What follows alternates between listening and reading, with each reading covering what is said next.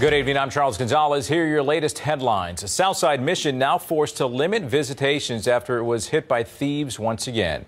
Pilar Arias reports the heightened security measure comes during the holiest season of the year. Disappointment and frustration. Emotions Mission San Juan Capistrano Pastor James Galvin and parishioners feel about 3 different robberies in the past 6 weeks. It's kind of sad because, why would you have to be stealing from a church, It's a lot of sadness because this should not be happening.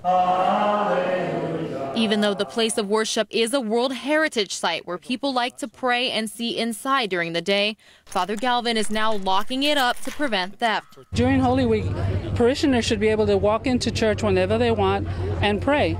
Light candles, and now that it's locked, we can't. It's only open for Mass, and that's not right. There is, however, night security at the property. I'm hoping very soon, it's a temporary measure, I'm hoping very soon to be able to open the church again once we take measures to try and prevent this from happening. The stuff being stolen, both religious and non-religious items, 2 processional crosses, a CD player, a cross above the tabernacle, a monstrance, and altar linens. They were very beautiful. They were crosses, and they were sacred, and we're going to miss them. To most, however, the losses aren't about the monetary value, and they hope whoever's responsible will be held accountable. We'd like to see them get caught, so, maybe we can get the equipment back that they stole. Pilar Arias, KSAT 12 News.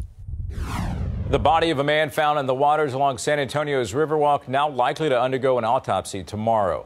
Investigators hope to find out what led to the man's death. Police say an employee of a business off the Riverwalk first noticed the body this morning in the area just north of Commerce Street. They believe the man was in the water for a while, though they don't know how long.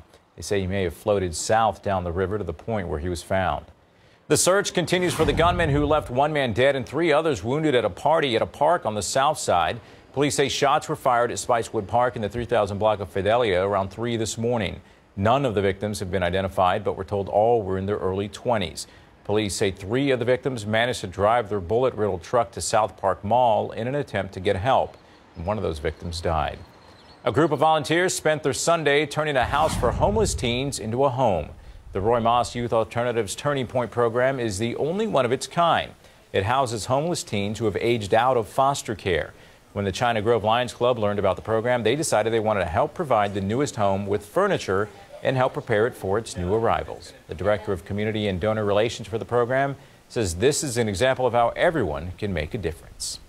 And that's all for now. We'll have the latest headlines on KSAT.com. You can also find us on Facebook and Twitter. Thanks for joining us.